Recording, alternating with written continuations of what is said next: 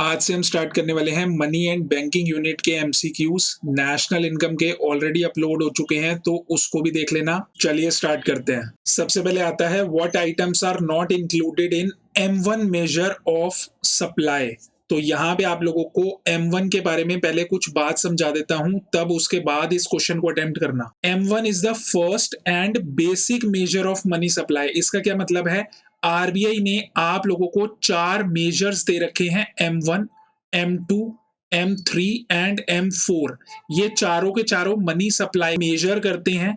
तो जो M1 है it is the most basic of the all. इसका क्या मतलब है? ये सबसे ज्यादा लिक्विड होता है और सबसे ज्यादा इजीली कन्वर्टेबल इनटू कैश होता है। तो क्या क्या इसके पार्ट्स होते हैं, बड़े ध्यान से समझना। The first one is currency and coins with public. तो यहाँ पे पब्लिक का मीनिंग समझ लो। पब्लिक में आप लोगों को पहले 2 सेक्टर बनाने हैं। एक होता है मनी यूजिंग सेक्टर और एक होता है मनी क्रिएटिंग सेक्टर। अगर मैं आप लोगों से मनी यूजिंग सेक्टर के बारे में बात करूं, so it includes all the individuals and all the business firms. And अगर मनी क्रिएटिंग सेक्टर की बात करें तो इसके अंदर आप लोगों का आता है गवर्नमेंट या इसके अलावा बैंकिंग चैनल या बैंकिंग सिस्टम। सो आप लोगों को यहाँ पे एक बात बहुत इंपॉर्टेंट याद रखनी है कि पब्लिक के अंदर सिर्फ और सिर्फ आपको मनी यूजिंग सेक्टर को कंसीडर करना है, मनी क्रिएटिंग सेक्टर को इग्नोर करना है। तो जितनी भी करेंसी एंड कॉइन्स पब्लिक के पास है यानी कि मनी यूजिंग सेक्टर के पास है, that will only be included in M1। Next point आता है demand deposits of commercial bank. तो यहाँ पे भी 2 बातें याद रखना। एक होते हैं डिमांड डिपॉजिट्स और एक होते हैं आप लोगों के term deposit. What do you mean by demand deposit? It includes all the current accounts and all the savings account। तो आप लोगों को यहाँ पे क्या बात याद रखनी है? जितने भी current account and saving account है बैंक के पास, दैट विल बी इंक्लूडेड, क्योंकि डिमांड डिपॉजिट इंक्लूडेड है, लेकिन टर्म डिपॉजिट को आपने एक्सक्लूड करना है। What do you mean by term deposit? It means fixed deposits। जितने भी एफडीज के अकाउंट खुले हुए हैं बैंक के पास, आप लोगों को उसको M1 में कंसीडर नहीं करना, that will be excluded. And finally other deposits with RBI. तो अब अगर हम इस क्वेश्चन को अटेम्प्ट करते हैं तो बड़े ध्यान से देखना। Currency and coins with public is included, other deposits with RBI is included and net demand deposits with bank is included. Therefore आप लोगों का एक्सक्लूड क्या हो जाएगा? Inter bank deposit. So the correct answer is B. So next question is high powered money consist of. तो यहाँ पे आप लोगों को एक बात याद रखनी है, मनी और हाई पावर्ड मनी के अंदर क्या डिफरेंस होता है। मनी के अंदर आप लोगों का जो जितनी भी करेंसी है पब्लिक के पास वो आती है। इन द सेम वे यही सेम करेंसी पब्लिक के पास जो होती है वो हाई पावर्ड मनी में भी आती है। लेकिन यहाँ पे मनी के अंदर हम ऐड करते हैं डिमांड डिपॉजिट, लेकिन यहाँ पे आप लोगों का ऐड हो जाते हैं cash reserve. So this is the only difference between money and high powered money. So the correct answer is C, currency held by public and cash reserves with banks। Question number 3 आता है money supply refers to, और आप लोगों को 4 options दे दिए। एक बार attempt कर लो इसको खुद से। सो द करेक्ट आंसर इज ए। कैसे है ए? बड़े ध्यान से समझना। Total volume of money held by public. तो यहाँ पे आप लोगों को सबसे पहले याद रखना है 2 तरीके की, जो मैंने अभी आपको ऑलरेडी बताई है। एक होती है मनी यूजिंग सेक्टर और एक होता है मनी क्रिएटिंग सेक्टर। और हम लोगों को सिर्फ और सिर्फ मनी यूजिंग सेक्टर को कंसीडर करना है। लेकिन सर ये तो यहाँ पे भी लिखा हुआ है मनी हेल्ड बाय पब्लिक, लेकिन इसके आगे बड़े ध्यान से समझना, at a particular point of time, लेकिन यहाँ पे लिखा है over a period of time. तो पर्टिकुलर पॉइंट ऑफ टाइम का मतलब ये होता है it means it is a stock concept. ये बात आप लोगों को बहुत अच्छे से याद रखनी है कि money supply is a stock concept. अभी एक एमसीक्यू भी आएगा तो उसमें भी आप लोगों को याद रखना है money supply is your stock concept.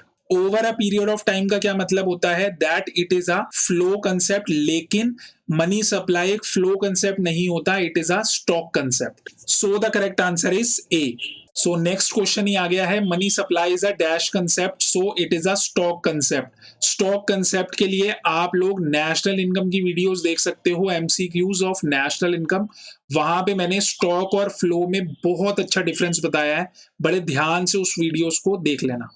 Next question is which one of these is a limitation of the barter exchange. तो सबसे पहले बार्टर एक्सचेंज का मतलब समझ लो, it is a commodity to commodity transaction. मतलब आप अगर किसी से कोई प्रोडक्ट लेते हैं तो आपको उसके बदले में कोई प्रोडक्ट देना पड़ेगा, कोई आइटम देनी पड़ेगी, उसके बदले में मनी को नहीं दिया जाता। So this is known as a barter exchange. तो इसमें आप लोगों को ये बताना है कि लिमिटेशन क्या क्या है इसकी। सो फर्स्ट है lack of double coincidence of wants, ये आप लोगों को अभी एग्जांपल के थ्रू बताता हूं। Lack of store of value, ये बड़े ध्यान से समझ लो। इट मीन्स कि अगर आप लोगों को मनी को सेव करना है तो आप लोग बहुत आसानी से कर लोगे। फॉर एग्जाम्पल आपको 1000 करोड़ 100 करोड़ अगर आप लोगों को सेव करने हैं तो that can be saved very easily in our banks. लेकिन अगर आप लोगों को quintals of wheat rice in kgs, 1000 of kgs rice को अगर आप लोगों को सेव करना है, वेजिटेबल्स को सेव करना है, so you will be requiring a lot of space, time, efforts. आप लोगों के बहुत ज्यादा टाइम जाएगा, एफर्ट्स जाएंगे, एंड आप लोगों को बहुत ज्यादा जगह की जरूरत पड़ेगी। You will be requiring warehouses. So ये प्रॉब्लम आती थी हमारे साथ बार्टर एक्सचेंज में। Next point is lack of common measure of value, this is also one of the biggest problem. It means for example अगर आपको 1 kg Apple चाहिए and उसके बदले में आपको कितने केजीज ऑफ मैंगोज देने पड़ेंगे, that is a very big problem. आप लोगों को ये नहीं पता कि कितनी मेजर करनी है एक आइटम को दूसरे आइटम की यूनिट में। फॉर एग्जाम्पल आपको मिल्क चाहिए and the other person requires Apple, तो कितने मेजर को, कितने किलोग्राम्स को, कितने लीटर से आप लोगों को वैल्यू करना है, मेजर करना है, ये कुछ भी नहीं हो पाता था। And the next basic point is कितनी आइटम्स को कितने के साथ करोगे। एप्पल को मैंगोज के साथ कर लोगे, मोबाइल के साथ कर लोगे, कंप्यूटर के साथ कर लोगे, देन उसके बाद मिल्क के साथ कर लोगे, तो सबके लिए आप लोगों को अलग अलग निकालना पड़ेगा। This was a very problematic situation. So all these are the limitations of barter exchange, so the correct answer is D. सो यहाँ पे आप लोगों को मीनिंग समझ आ जाएगा, lack of double coincidence of wants का। तो बड़े ध्यान से देखना, यहाँ पे दो लेडीज हैं जिसमें से स्नेहा कह रही है I want 1 kg of potatoes, in return Sanjana is asking कि what will you give in exchange. तो स्नेहा ने उनको बताया I can give you 2 litres of milk in exchange, लेकिन संजना कह रही है no I don't need milk, I want a pair of shoes. तो यहाँ पे इन लोगों को डबल कोइंसिडेंस ऑफ वांट्स की प्रॉब्लम हो गई। इसका क्या मतलब है, जिस टाइम पर स्नेहा को पोटैटोस की रिक्वायरमेंट थी उसी टाइम पे संजना को मिल्क की रिक्वायरमेंट नहीं थी। And the problem was Sneha के पास सिर्फ और सिर्फ मिल्क था, उसके पास शूज नहीं थे। So there was lack of double coincidence of want. So the correct answer is A. Next question is who regulates money supply. तो ये आप लोगों को एक लर्न करने वाला पॉइंट है। सो the correct answer is RBI. Eighth question is which of the following is not a problem of barter system of exchange. तो आप लोगों को जो अभी अभी लिमिटेशंस हमने डिस्कस करी हैं वही सारी प्रॉब्लम्स यहाँ पे भी आएंगी। प्रॉब्लम्स या limitation one and the same thing. So store of value is a limitation, double coincidence of wants is a limitation, unit of account again is a limitation. So the correct answer is D.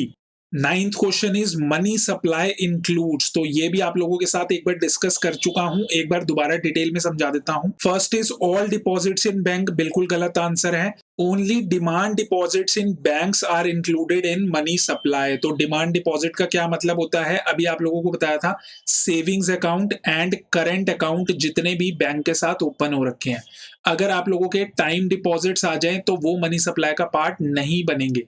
And currency with the banks नहीं, currency with the public आप लोगों की include होती है। Therefore ये भी गलत answer है, टाइम डिपॉजिट भी गलत आंसर है। The correct answer is demand deposits in bank. Final question आता है supply of money refers to quantity of money as on 31 March, गलत आंसर है। ड्यूरिंग एनी स्पेसिफाइड पीरियड, गलत आंसर है।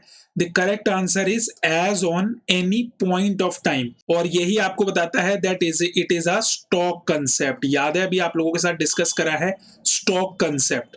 अगर any specified period of time होता है तो वो बन जाता है फ्लो कंसेप्ट, लेकिन हमारा जो मनी सप्लाई है that is a stock concept, so the correct answer is C. तो ये थे हमारे मनी एंड बैंकिंग के 10 क्वेश्चंस। अगले 10 क्वेश्चंस बहुत जल्दी अपलोड होंगे, बने रहना। तब तक के लिए bye bye and God bless.